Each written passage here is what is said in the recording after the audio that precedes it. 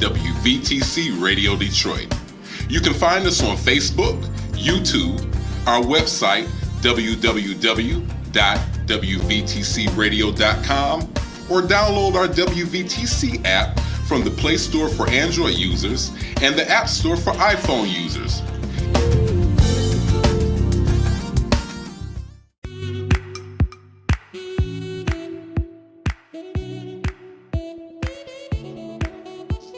Thank you for tuning to WVTC Radio Detroit and the Community Bell Show with your host, former Wayne County Commissioner, Edna Bell. Stay tuned for insightful information Detroiters will find valuable. Text a friend and tell them to watch with you for news you can use. And now, your host, Edna Bell.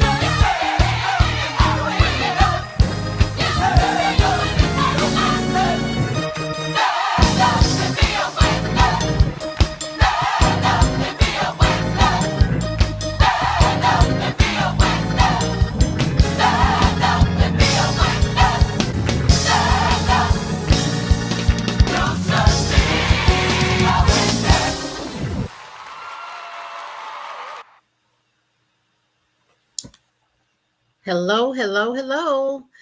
I know you won't see my lips moving, but you'll hear my voice, so that we're going to go with that. Again, it is Sheriff Monday, the fourth Monday of the month. It's Sheriff Washington's month. We listen to the Wayne County Sheriff tell us about our Wayne County Sheriff's Department and all the things that you've always asked about. The sheriff tells us about. So, Sheriff Washington, thank you so much for being a guest as always on this Monday. We appreciate you being here. Thank you for having me, as usual. Please. And you have a guest for us today. Will you introduce your guest? I do. So I have Sergeant Rivers here, Savis Rivers. He's here with us from, he's with the Sheriff's Office, one of our sergeants.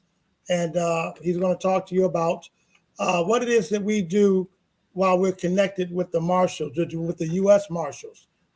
We have a few officers, a couple of the few assigned there, and they help the marshals do the task that the marshals does, which is mainly go after fugitive and people who are fugitives that have warrants from a fugitive standpoint, and we go out and help them capture what's those people, especially those that are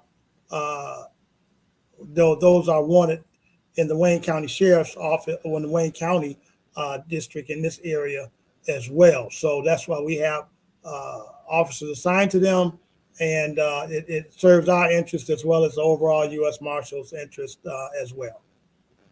Well, thank you so much, and welcome, Sergeant Rivers. We're glad to have you. You're Leon, can you hear us? unmute. Oh, yeah, unmute. There we go. I'm muted for the song. I had to remember to unmute. Yes, I'm usually the one that does that, so I'm glad to say today I'm not the one. You're it. Yes. Sergeant Rivers, Commissioner Bell. Yes, ma'am. tell us about yourself. Give us some background, where you're from, what you've done, and then how you got to the Sheriff's Department.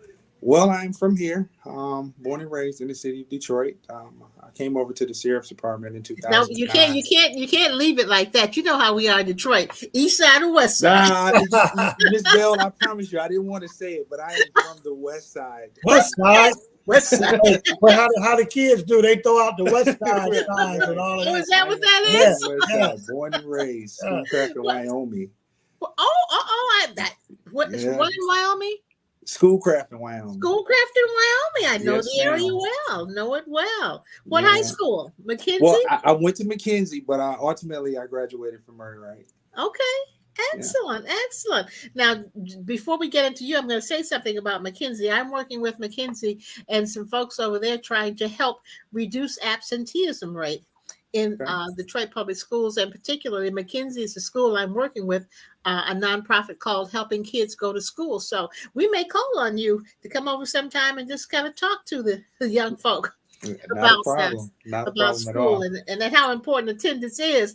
I don't think there's a connection for them between attendance and the real world. And so Right. that might be a good thing for you to talk about. Attendance is not just school, it's work, it's Right. church, it's play, all of that. Attendance is important in all of those fields. So Yeah, even having fun. I'll contact you for that. Right. Well, not So a problem. tell You us can reach more out about anytime. Okay. So I started with the Sheriff's Department in 2009. I've been kind of fortunate to be here. I've done a lot of great things since I've been here. I've worked in some great units with some great people since I've been here. I started out working in the jail. I spent a few years in the jail before ultimately I decided to put myself through the police academy. So in 2013, I put myself through Oakland Police Academy and came back to the Sheriff's Department. I went to the courts for a while, worked at Frmr Hall of Justice for a short period of time before I came over to the tether unit, where I kind of spent the most of my time. I did about three and a half years here at the tether unit, kind of working every aspect of it, from case management to enrollment to apprehension. Then I went from here over to narcotics. I did about 2 years in narcotics before I was promoted. I promoted to sergeant in 2019. I went back to the jail for a short stint before I came over to PA 511 for fugitive apprehension. Okay. So, and PA 511 means fugitive apprehension, I assume. No, it's a little bit deeper. PA 511 is actually Public Act 511, Okay. which is the Michigan Community Corrections Act from, I believe it was 1988. Okay. So this act was put in place to be an alternative to nonviolent offenders, an alternative to prison. So instead of them being in prison, and they would make alternative exceptions through grants and funding in order to keep them out of prison and reduce recidivism. Okay. I chaired the Yeah, community it gets a little corrections complicated, but committee. not so much. Yeah. But no, it's not bad. I chaired the community corrections committee when I was a county commissioner, and it really was a lot of information. It was a way for us to connect with the community, and as you say, try to keep people who were nonviolent, productive citizens in the community and help them get from where they were to where they needed to be. Right. Right. But you're working with the U.S. Marshals now, correct? That's correct. That always sounds so impressive. The U.S. Marshals. We've got sheriffs at the U.S. Marshals office. Right, What you right. do over there? So PA 511 and the U.S. Marshals Task Force, they kind of run parallel with each other. There's a MOA, which is a memo of agreement that we have with the U.S. Marshals Task Force that kind of keeps us working together in conjunction. So on one side of the fence, they assist the Wayne County Sheriff's Office with PA 511 apprehension. And on the other side of the fence, we assist them with their apprehension that come from other agencies. Okay. How do they determine when the sheriff's department gets involved in apprehending someone? Well, we work majority of all their cases, any cases that meet the criteria of the U.S. Marshals Task Force, which are mostly violent crime cases that we work mainly. So Ms. Bell, they're pretty much out there from the sheriff's office, adding additional manpower for the marshals to get things done, and the marshals actually add a little manpower for us on the PA 511 side to get things done. So it's as I always say, we in law enforcement, we're stronger together, and it just gives us a little added power to get things done in each side of the realm, whether it's the Wayne County side or whether it's the U.S. Marshals seeking out people from all over. So it works for both entities. Okay. Yeah. And we have 2 people assigned to them, or does the number increase based on whatever the situation is? Go ahead, Sarge. I think what we have 2 or 3 now. So right now we have myself and another officer assigned who just recently promoted to sergeant herself. So we are actually looking for another candidate to plus us up on this side of the fence as well. But it's just 2 of us right now, me being the sergeant and the officer assigned. So we have 3 total, right? 3 positions. Right now we have 2 total. Right, we have 2 total there, but 3 positions. 3 positions. Yeah, so we have to find get another position out, and we'll talk about that soon as well. Right. Okay. And are you actually housed with the U.S. Marshals somewhere, or are you housed in the sheriff's office? Well, I get kind of lucky there, Miss Bell. I'm on both sides, so I get housed in both. Oh, so I have office here. We give an office on both sides. So you've got two homes. 2 homes. So and I have an office over there at the federal courthouse as well. Oh, so the U.S. Marshals are actually housed in the federal courthouse on Lafayette, isn't it? Not permanent. They do more like a short stay there, yeah, but not permanent. They don't normally house full time there. They usually go out to other agencies for housing. Okay. Mm-hmm. Okay. So when we see some of these raids with you guys all suited up in these big black outfits and all the stuff you have on to protect yourselves, that's a combination of sheriffs and U.S. Marshals. Are any of the local police officers involved in that? Oh, yes, ma'am. It's not just Wayne County and the U.S. Marshals. You've got everybody across the state of Michigan on this task force, from Oakland County, Macomb County, local agencies, Livingston, Livonia, Detroit. Is combined of a combination of a lot of different departments. Okay.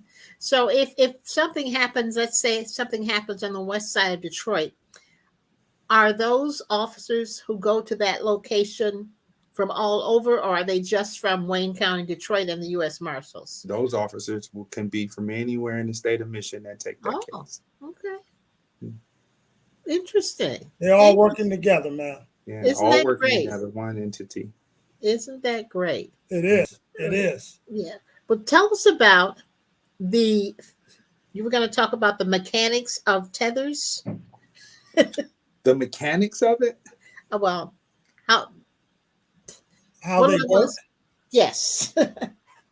The various different types, like the alcohol tethers or the tracking tethers, or is that what you mean, Ms. Bell?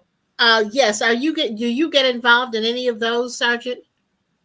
Well, yeah, there's a bridge. Because I come from the unit, I kind of assist over here in Tether. I'm actually in the Tether office right now, getting ready to work. But Thank there you. are get ready to work. So right now we're currently using 4 different type of tethers, 2 being GPS and 2 being alcohol. One that we use for more so our everyday, more violent type of offenders. One that we can use for a more of a misdemeanor ordinance type of offender, and 2 levels of alcohol. One that actually straps to the inmate, and the other one that they use as a BAC, which is considered a blow device that they will blow into to measure. Now, the mechanics of them being with the GPS, we can get anywhere down from 5-meter hit switches, 5-meter accuracy of telling us where you are every 5 minutes, down to 1 minute. And Really? alcohol, yeah, yes, ma'am. And with the alcohol tethers, it can go as deep as you not being able to spray perfume on your body because the alcohol inside of it can be detected through these devices. Oh my! Yeah, so it get kind of deep with the tethers as well. Wow, that's quite incredible. Quite incredible. So are the alcohol tethers, so people will know, just the blow, or is blow and a strap on as well, or it's either or, and what determines which one are you going to get on alcohol? Depending on if the charge actually imposed on the inmate is a felony or a misdemeanor or a first offense versus a third offense, will determine which device they actually go on. Okay. Generally, a lot of times we get more OWI thirds, which is considered a felony, and by this time, it's time to take things a little bit more serious and put the strap on you, opposed to a first-time offender, where we would give them a blow hand device, which is our SoberLink device, for them to use. Gotcha. You get that, Miss Bell? That's kind of, yeah. So I actually thought the blow would be for the third. So I'm learning some things because I would always think that the third, you want to make sure this person is, who would they say they are, and I thought you might be getting a better read from a blow versus a strap on that's detecting from your body, I guess sweats or whatever, however it detects from the body. You know what I mean? So because alcohol goes through your system, actually through your mouth, I thought that would be probably for more serious ones. But you're saying, Sarge, that's for the beginners, for the first. For the beginner, yeah. When you step up to the plate of that actually felony, which is generally the third offense, that transderma that happens with the scram device actually takes the sweat from the skin of your leg and measures your alcohol level from that point. So at that point, it's no running. The device is working on its own, opposed to you working with the device and using a handheld device. Okay. Now we're taking a reading from it, opposed to you being able to give us a reading. Mm-hmm. Right. So you've negated the freedom of taking it yourself. Now we're going to do it for you. There it is. That's correct. Okay. Wow, that's and that is so unfortunate. And as we look at what's happening lately, the people seem to be so much more aggressive, particularly as it relates to automobiles, driving and just going through red lights and not stopping at stop signs and driving fast and just doing all sorts of crazy things. And I would hope that alcohol probably does have something to do with it. I hope they aren't just doing that and they're sober. I would want there's something to be wrong with them when they're doing those kinds of things. I often wonder that myself. Seriously. I see people the way they're driving, it's incredible. It absolutely is. There have been a couple of recent incidents when the law enforcement have had to come together because there was a chase from one jurisdiction to another jurisdiction. Do you guys get involved in that, Sergeant? No, ma'am. We don't generally do too many chases. I'm not going to say that they don't happen. Often we have offenders flee from us in vehicles. But when you go over from the Wayne County side, the U.S. Marshals actually swear you in on the federal side, which kind of gives me jurisdiction through all the different local places. It gives me that federal jurisdiction to go across the state. Okay. So it doesn't require too many times for too many agencies to get involved. But our Wayne County policy here, I really don't get involved in too many vehicle chases. We don't allow it here. So once you Okay. get inside of that vehicle and you go to flee, more than often, before we put lives at risk, we rather just call it off. Okay. Right. And even for the marshals, Ms. Bell, they don't really drive what you would consider police cars that are Yeah. really marked cars, and so it's important that that's one of the reasons they would not. They'd call another agency to help with that if they're tracking someone or following someone. You want to get marked cars to make those kind of stops, so people can't say, "Well, I didn't know," and I Okay. was trying to protect myself, so then I pulled out my gun and all this kind of 'Cause crazy that'll come up if you Right. don't have marked uniform people taking the lead on those kind of stops. Let me go back to what you said about they are in plain, I shouldn't say plain clothes cars, I guess is a term. Unmarked. Unmarked Yeah. cars. They're unmarked cars. Mhm. So, Sarge, you want to elaborate on that? So unmarked cars, most vehicles that we drive have no police markings on them, no identifiable police logos, markings, or anything. The object and the main goal for us is to, majority of the time, not be seen. Yeah, so they can't see you coming. Can't see me coming, which is the surprise and what you kind of want when you're doing fugitive apprehension. I don't want you to know I'm there. I don't want to give you an opportunity to run. And a lot of times it requires for us to do a lot of surveillance, and during the surveillance, I need to be in what you call a undercover car or UC car. Wow. That's, you see that on TV, but to really hear about it in real life, it's a whole nother ball game. It's real life. So you guys are out there really, really surveilling in unmarked cars, sitting there at the coffee shop. At the coffee shop. And Ms. Bell, if you're really doing your job well, they'll never know that you were there. And they never know you're there. Never know until it's time for you to pick them up. until it's time to act. And that's Wow. what you want. That's what you want. Yeah, that's absolutely.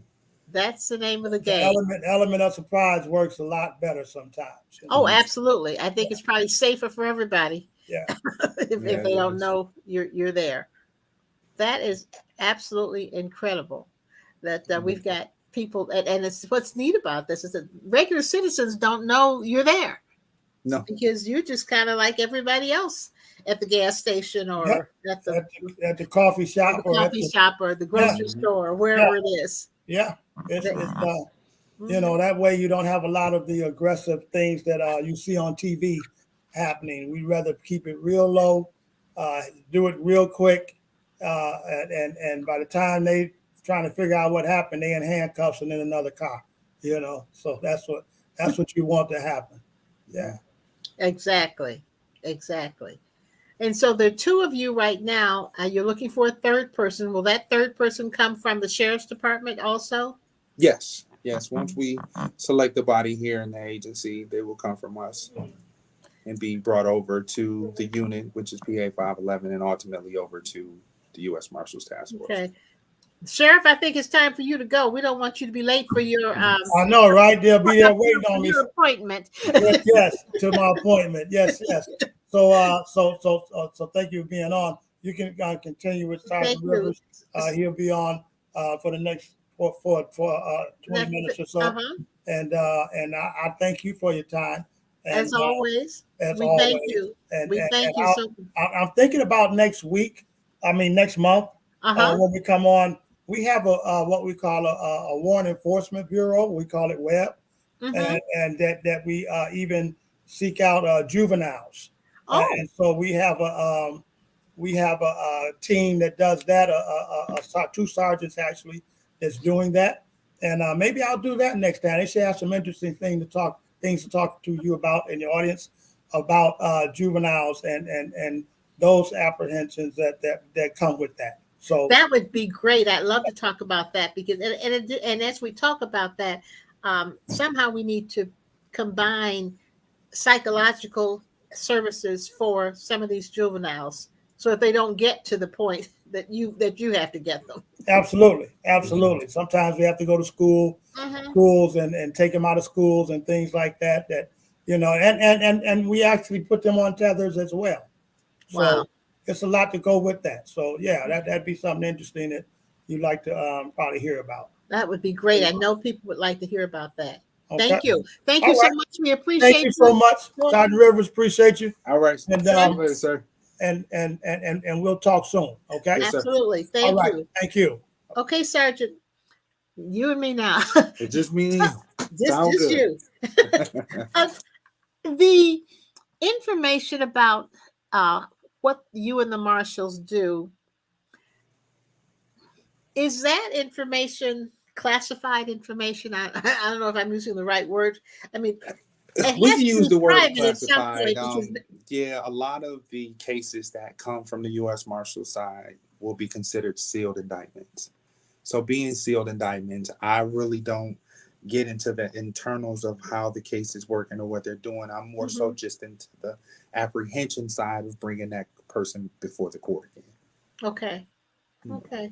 What kind of training did it take for you to be able to move from where you were initially up to being the sergeant and then up over to the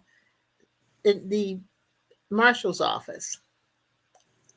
I'd like to say, Commissioner Bill, that you have to have a passion for doing it for one. You have to understand that you're putting your life at risk every day. You're going out here for some of the most violent offenders that Michigan has to offer. And the training that's required it's everywhere from down, and it's with the experience on the job. It is raid entry. It is lean operation. It is basic communication skills between you, interviewing, interrogating. And it all starts with the beginning of your career, especially here from the sheriff's department, because most of us spend the beginning of our career inside of a jail. Mm-hmm. And one thing that happens inside of that jail is it teaches you to talk to people. And it's one of the best tools that you can have when you're out there doing this job every day, is what we call verbal judo. Verbal judo. Verbal judo. Verbal judo. The ability to be able to de-escalate a situation just by talking.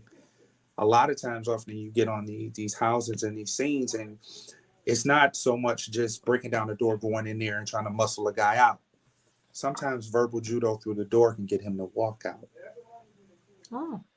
So this training it goes from everything. It's your police tactics, it's your training, it's your shooting, it is even keeping up with your own physical health. I'm getting older, Miss Bell, and these guys are getting younger and younger. So they get faster and faster. So keeping up with just your own physical health. But this, in the way that we work with other entities, it makes for a good combination. Oh, that's great. We have a question from a viewer, and the question is, how do you know that the person is not using his kid or his grandmother to blow into the device when they blow in for the breathalyzer, I guess? For the breathalyzer test. Yeah. A very great question, because a lot of people don't know, and often a lot of times they get caught during this process. So when you use the breathalyzer machine, which is the handheld machine, the SoberLink device, it actually takes your picture. Oh, that must be a shock to their system. It's a shock to everyone, and you'd be surprised how many people we explain that to, and they still try to use someone else. And if the system or the software actually recognizes that it's someone else and not the offender that it's supposed to be, it will deny the photo and make you keep doing it. Really? It will tell us on our end, but you as the inmate, it will tell you to continue to submit tests until you submit an actual test. Wow. So you can actually see who it's supposed to be, and that person isn't the one blowing, but they don't know that you can see them. Yeah, no, they know. They know, and they still try to do it. They still try it anyway. They absolutely know. We explain those rules and regulations to them prior to them walking out of the door, but you'd be surprised. They've done everything, Commissioner Bill, from drill holes in the bottom of it to blowing sideways to covering up their face to not submitting tests at all. Like, they'll do anything to get out of that test. Wow. And if they don't submit the test, or if the test is such that it says that they have been drinking, do you go out? Do you call them? What happens at that point? Sometimes it depends on the level of the blow. Sometimes certain things that you drink that may not be alcohol may have a hint of something, or it may be what we call like a false reading of alcohol. So the officer will be responsible for determining whether or not it's an official alcohol drinking, or if it's not. And if they are dispatched to go and pick those individuals up. Wow. Mm-hmm. I can't get back to the place where you tell them that I can see you. Don't try to let anybody else do this, and they still try to let somebody else do that. That's quite. They do. They do. They absolutely do. That is quite amazing. Quite amazing. What else happens between the sheriff's department and the U.S. Marshals in terms of how you guys work together? I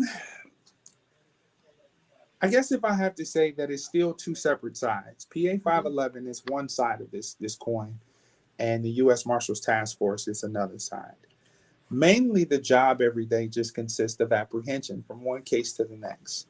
But this apprehension comes from all over the state. It's not just a Wayne County thing or a one particular agency thing. It's every agency. It could be Livonia. I could be in Livonia today, and I can be in Adrian tomorrow, and Monroe the next day.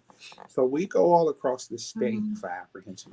So does that jurisdiction call you and tell you, hey, somebody is, how do you know who to go get? Do they just call you and tell you about somebody, or does something happen? What they will do is they will reach out to the U.S. Marshals.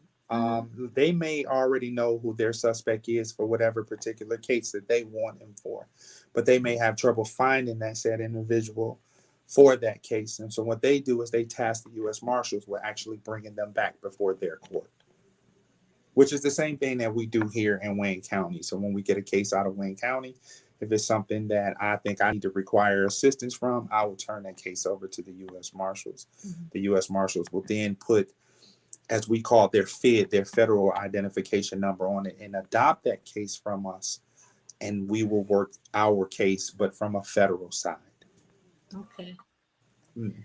So we've got, this person has already been in custody, they may have committed the crime, but not been apprehended or arrested for it yet. Okay.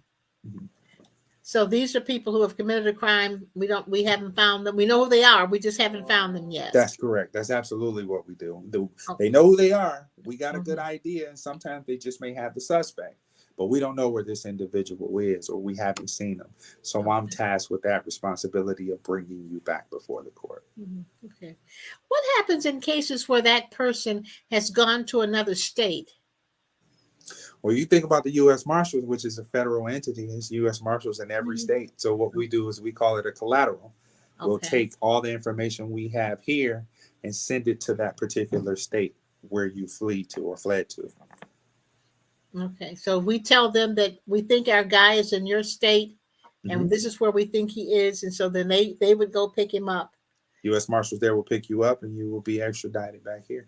Okay, and then do they bring him back, or do you go get him, or how does that work? You have air marshals for that. They will bring you back.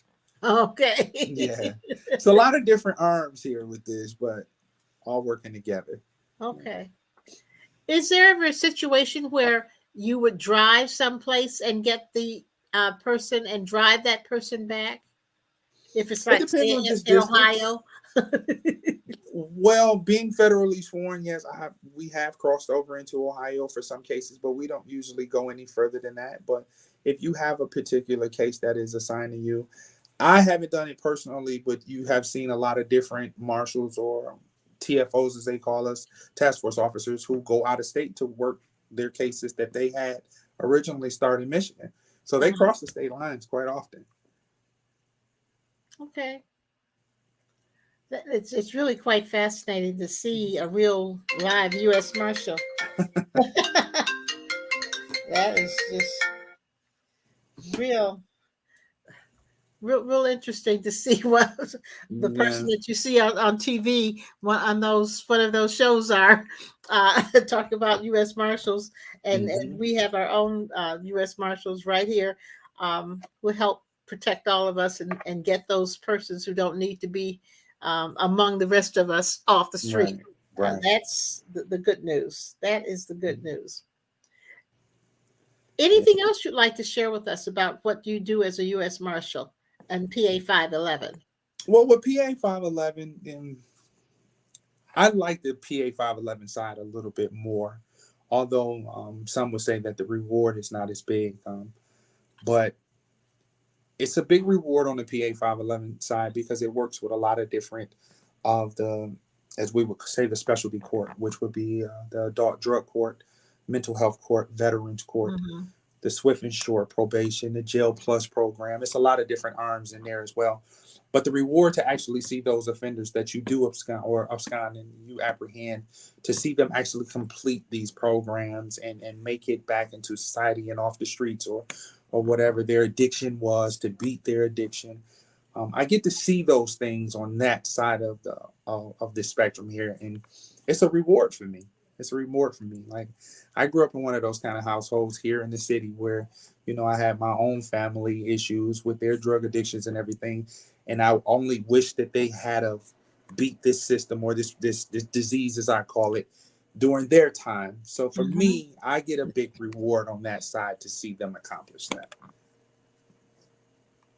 That really is. And I think one of the best things that we could have ever done is when we started talking about those people who were homeless or veterans who had issues Mm-hmm. are not criminals. They just need help, and they should I not just need be help. in the jail. They should be in a place that can get them some help.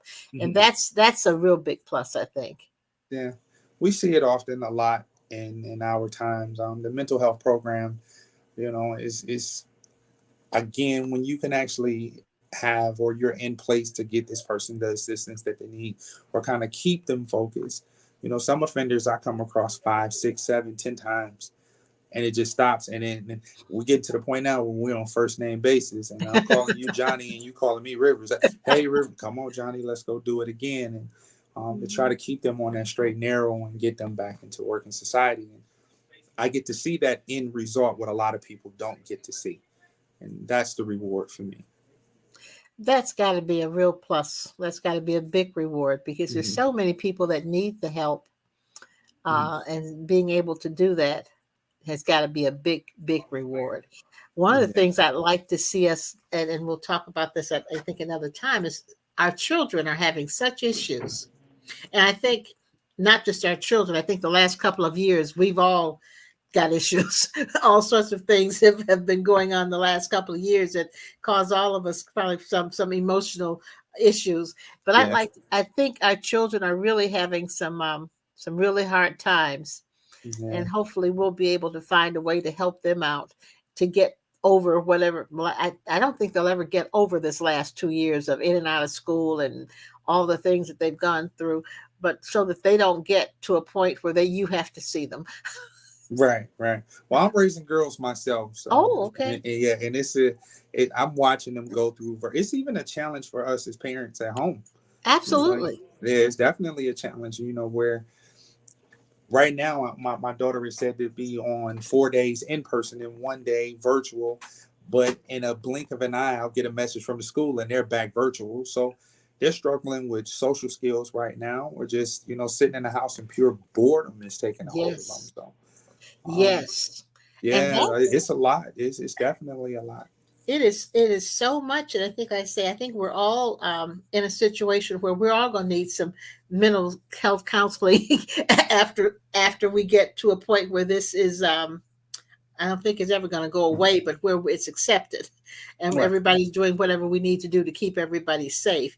But for children to not be able to go outside and to be around their friends and just laugh and talk and play, that's rough on children, and it's rough on parents to have children home all day. Lord have mercy. I can't imagine Yeah, if I had yeah, my kids home all yeah. day.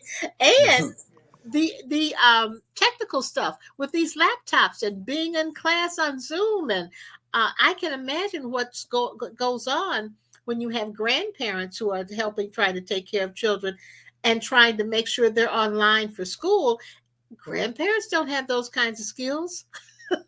Commissioner Bell, I can definitely tell you I'm actually lucky in this area because I'm from one of those places where it really does take a village, and I have an entire village of support. But I could not imagine what I would be doing if I didn't have them. Exactly. Yeah. Exactly. Mhm. And that's what it takes. It takes the whole family to try and, the drop off, pick up schedule of the kids and what days they're in school. I've got 3 grandchildren.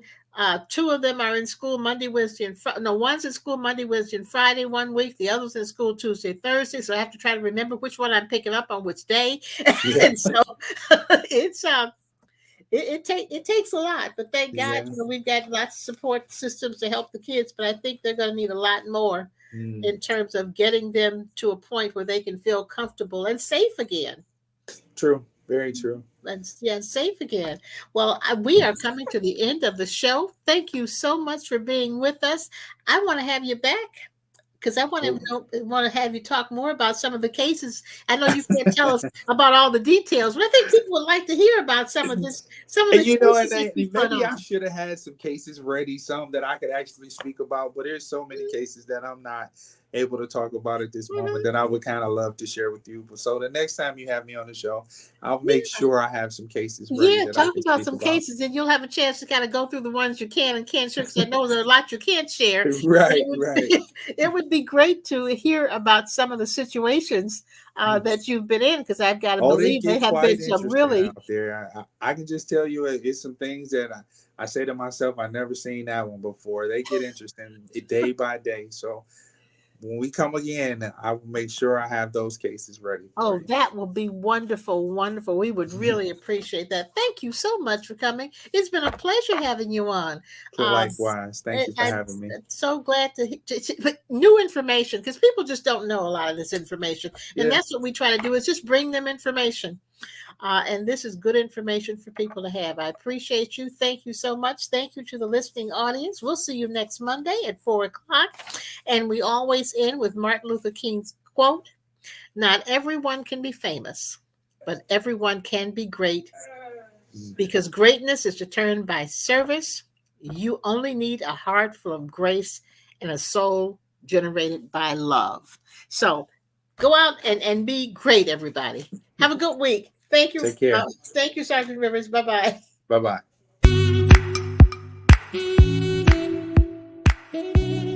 Thank you for listening to Community Bell with your host, former Wayne County Commissioner Edna Bell.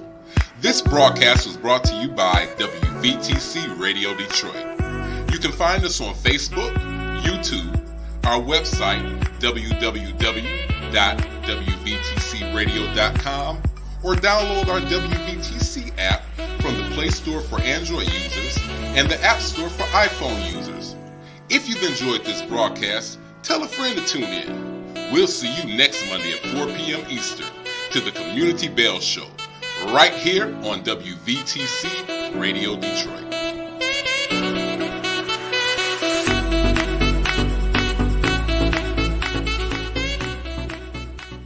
You're listening to WVTC Gospel Radio Detroit, and we're flowing in the Spirit.